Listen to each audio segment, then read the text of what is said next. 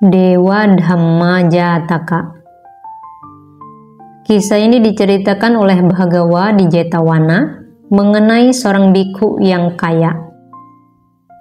Dikisahkan, setelah kematian istrinya, seorang pengawal Sawathi bergabung menjadi anggota Sangha. Pada saat ia bergabung, ia membangun sebuah bilik dengan ruang perapian dan gudang persediaan, menumpuk persediaan ghee atau mentega cair, beras dan lainnya. Bahkan setelah menjadi seorang bikhu, ia selalu meminta pelayannya memasakkan makanan yang disukainya.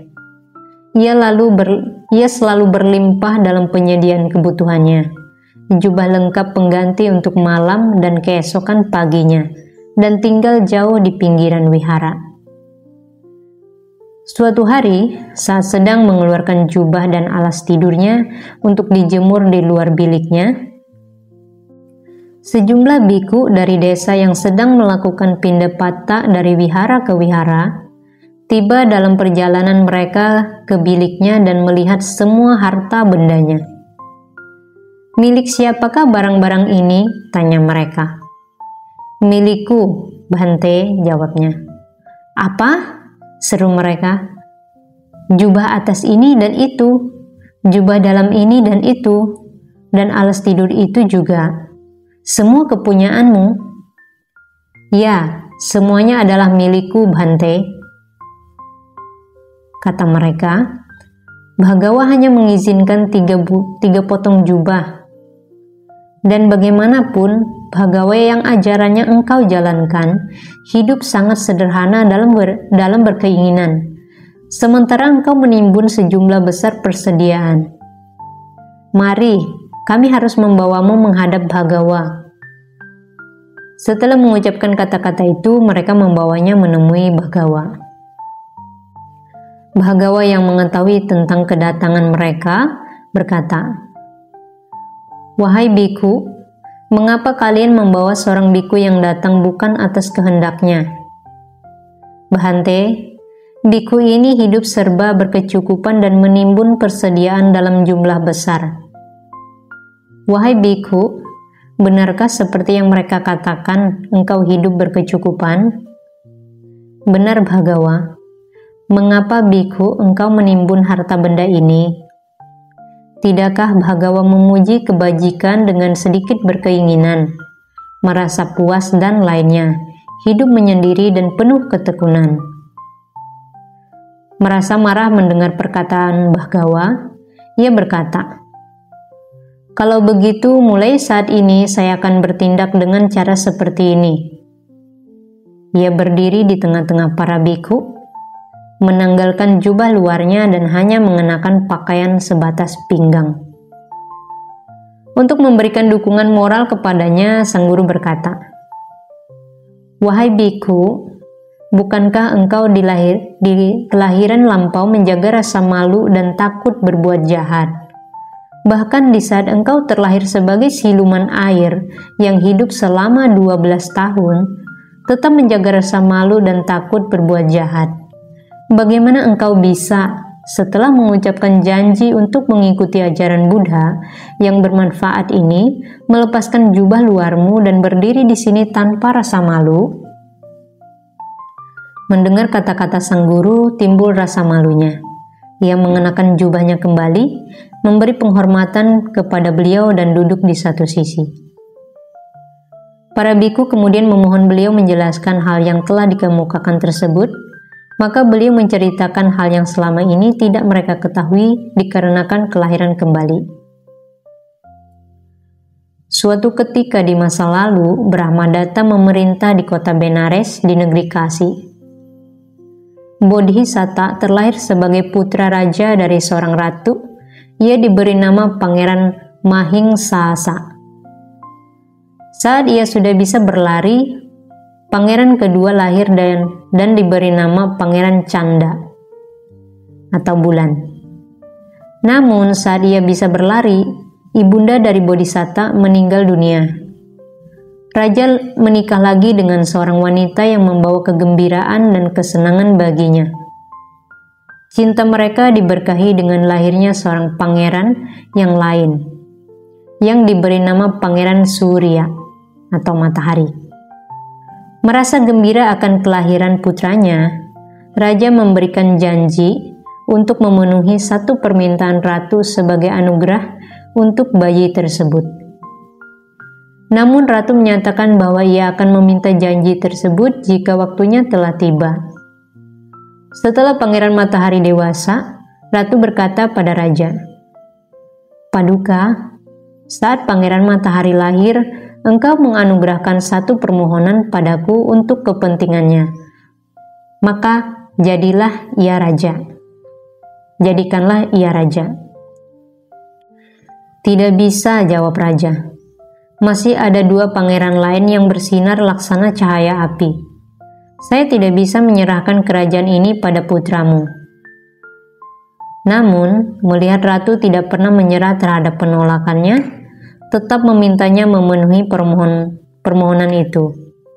Raja yang merasa khawatir ratu akan menyusun rencana jahat menghadapi kedua pangeran itu, meminta mereka menghadapnya dan berkata, "Anak-anakku, saat Pangeran Matahari lahir, saya berjanji untuk memenuhi satu permohonan ratu.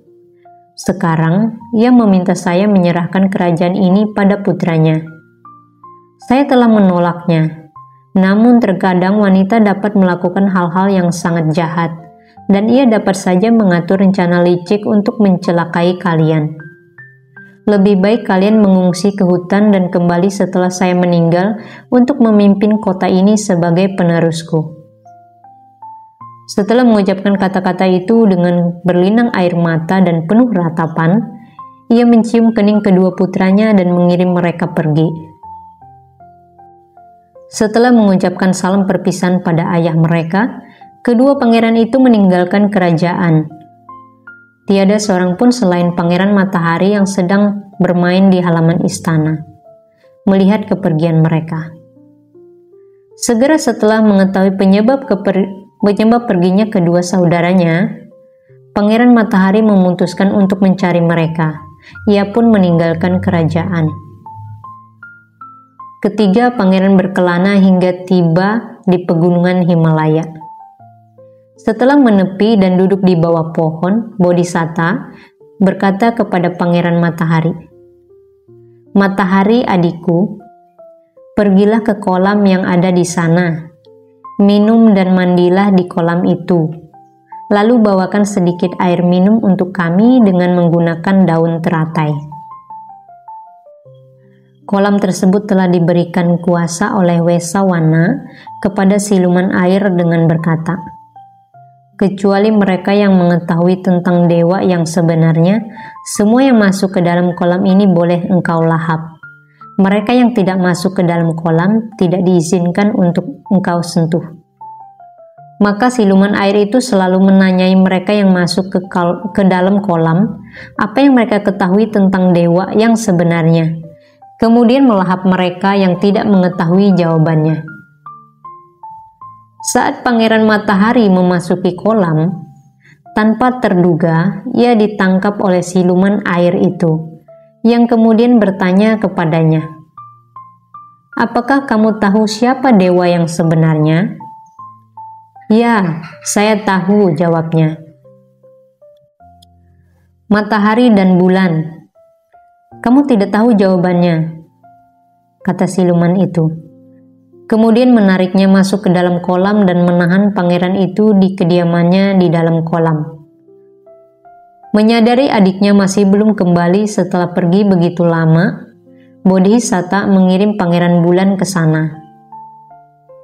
Ia juga mengalami kejadian yang sama, ditangkap oleh siluman air dan ditanyai dengan pertanyaan yang sama. "Ya, saya tahu," jawabnya. 4 penjuru surga." "Kamu tidak tahu jawabannya," kata siluman air itu, kemudian membawa korban keduanya ke tahanan yang sama. Menyadari Pangeran Bulan juga belum kembali setelah pergi begitu lama, Bodhisatta merasa yakin sesuatu telah terjadi pada mereka. Ia segera menyusul dan menemukan jejak kaki mereka menuruni kolam itu. Seketika itu, ia menyadari bahwa kolam itu pasti dihuni oleh siluman air. Ia mengeluarkan pedangnya untuk bersiap-siap, memegang busur dan menunggu.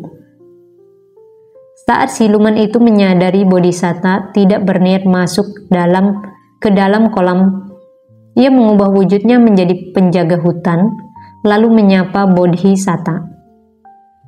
"Kamu tentu letih dengan perjalanan ini, teman. Mengapa tidak masuk ke dalam kolam, mandi dan minum, lalu hiasi dirimu dengan teratai? Setelah itu kamu dapat meneruskan perjalanan dengan lebih nyaman." Seketika setelah mengenalinya sebagai siluman, Bodhisatta bertanya, "Apakah engkau yang telah menawan kedua adikku?" "Benar," jawabnya. "Mengapa?" "Karena saya berhak atas semua orang yang masuk ke kolam ini." "Apa? Semua orang?" "Tidak bagi mereka yang tahu tentang dewa yang sebenarnya. Di luar itu, semua adalah milikku." "Apakah kamu ingin tahu mengenai dewa yang sebenarnya itu?" "Ya, saya ingin tahu." "Kalau begitu, saya akan memberitahumu mengenai dewa yang sebenarnya."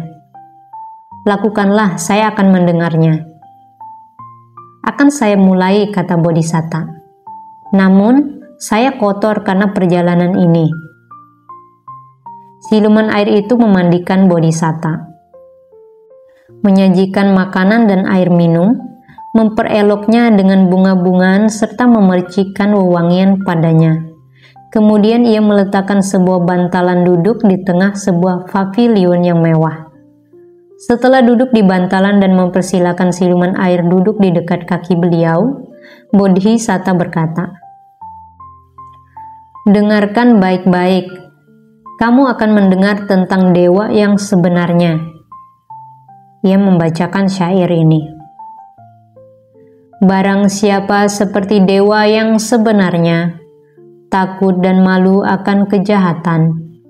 Barang siapa yang memiliki batin yang tenang, gemar akan kebajikan." Saat siluman itu mendengarkan syair ini, ia merasa gembira, lalu berkata pada Bodhisatta, "Manusia yang bijaksana, saya merasa puas dengan jawabanmu. Akan saya kembalikan salah seorang saudaramu." "Saudara manakah yang kamu inginkan?" "Yang muda." "Manusia yang bijaksana, walaupun kamu mengerti dengan jelas mengenai dewa yang sebenarnya, kamu tidak bertindak demikian. Mengapa demikian? Mengapa kamu memilih membebaskan yang muda daripada yang tua, tanpa melihat kedudukan mereka?" "Siluman, saya tidak hanya mengerti mengenai dewa yang sebenarnya, saya juga melaksanakannya. Karena dialah kami mencari perlindungan di hutan. Untuk dialah ibundanya meminta kerajaan dari ayah kami, dan ayah kami yang menolak permintaan itu menyetujui kepergian kami untuk mencari perlindungan di hutan. Dia datang kepada kami tidak berniat untuk kembali ke kerajaan lagi. Tidak akan ada satu makhluk pun yang percaya jika saya mengatakan dia telah dimangsa siluman di hutan. Kekhawatiran akan timbulnya kebencian memaksa saya untuk memintanya darimu." Luar biasa, oh manusia yang bijaksana," seru siluman itu menyetujui perkataan Bodhisatta. "Kamu tidak hanya tahu, tetapi juga bertindak seperti dewa yang sebenarnya." Sebagai bentuk kesenangan dan kepuasannya, ia membawa kedua saudaranya dan mengembalikan kepada Bodhisatta. Kemudian beliau berkata kepada siluman itu, "Teman, akibat perbuatan jahat yang engkau lakukan di masa lalu, sekarang engkau terlahir sebagai siluman yang hidup dari daging dan darah makhluk lain. Bahkan di kehidupan ini engkau masih meneruskan perbuatan jahat. Perbuatan jahat ini akan menghalangimu terlepas dari kelahiran kembali di alam neraka dan alam rendah lainnya. Karena itu, mulai sekarang, tinggalkanlah kejahatan dan hidup dalam kebajikan." Setelah berhasil mengubah perilaku siluman itu, Bodhisatta tetap bersemayam di tempat itu di bawah perlindungannya. Hingga suatu hari ia melihat pertanda di langit bahwa ayahnya telah wafat. Dengan membawa siluman air itu bersamanya, ia kembali ke kota Benares dan mengambil alih kerajaan, menobatkan Pangeran Bulan menjadi Raja Muda dan Pangeran Matahari sebagai Panglima militer. Ia menyediakan tempat tinggal yang nyaman untuk siluman air itu, menjamin ia mendapatkan untaian bunga maupun makanan pilihan. Ia sendiri memerintah dengan adil hingga akhirnya meninggal dan terlahir kembali di alam yang sesuai dengan apa yang telah ia perbuat. Ketika uraian ini berakhir, sang guru melanjutkan dengan pembabaran Dhamma. Saat Dhamma selesai dibabarkan, bikhu itu mencapai buah dari tingkat kesucian Sotapanna. Setelah menyampaikan dan mempertautkan kedua kisah ini, Buddha yang Maha Tahu mempertautkan kelahiran tersebut dengan berkata, "Bikhu yang hidup serba berkecukupan ini adalah siluman air di masa itu. Ananda adalah pangeran matahari. Sariputta adalah pangeran bulan. Dan saya sendiri adalah saudara laki-laki sulung, Pangeran Mahing Sasa."